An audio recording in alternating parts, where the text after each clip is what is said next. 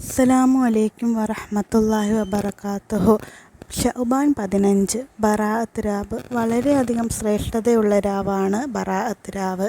നബി സല്ലല്ലാഹു അലൈഹി വസല്ലമ ബറാഅത്ത് രാവിനെ വളരെയധികം ശ്രേഷ്ഠതയുള്ള രാവാക്കി കണക്കാക്കപ്പെട്ടിട്ടുണ്ട്.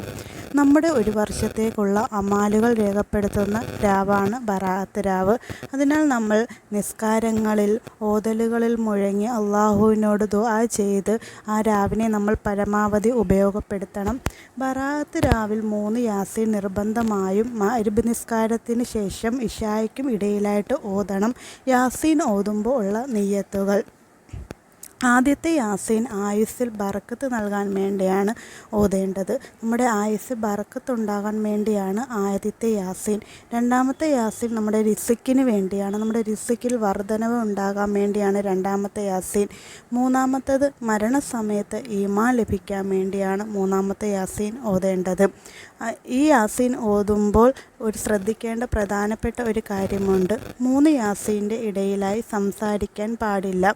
മഗ്‌രിബിന് ശേഷം തന്നെ ഈ 3 യാസീനും ഓതിയിരിക്കണം. മഗ്‌രിബിനും ഇശായ്ക്കും ഇടയിലുള്ള സമയത്താണ് ഈ 3 യാസീൻ ഓതേണ്ടത്.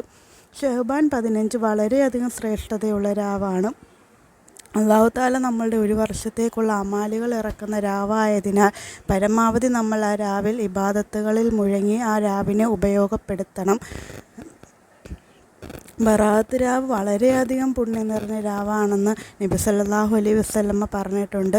അതിനാൽ പരസ്പരം പിണക്കങ്ങളോ കാര്യങ്ങളോ എന്തെങ്കിലും ഉണ്ടെങ്കിൽ അത് പറഞ്ഞു തീർത്ത് പൊരുത്തപ്പെട്ടുകൊണ്ട് അള്ളാഹുവിനോട് ദുആ ചെയ്യണം. കാരണം പിണങ്ങിയിരിക്കുന്നവരുടെ ദുആ അല്ലാഹു തആല സ്വീകരിക്കുന്നതല്ല. അന്ന് എല്ലാ ദുആയ്ക്കും ഉത്തരമുള്ള രാവാണ് ബറാഅത്ത് രാവ്.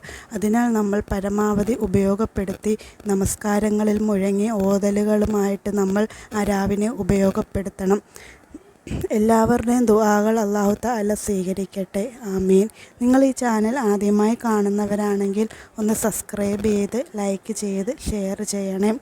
ഈ ബറാഅത്ത് രാവിൻ്റെ പൊരുഷ നമ്മളുടെ എല്ലാ പാപങ്ങളും പുറത്ത് അല്ലാഹു തആല ഈമാൻ നൽകി അനുഗ്രഹിക്കട്ടെ. ആമീൻ.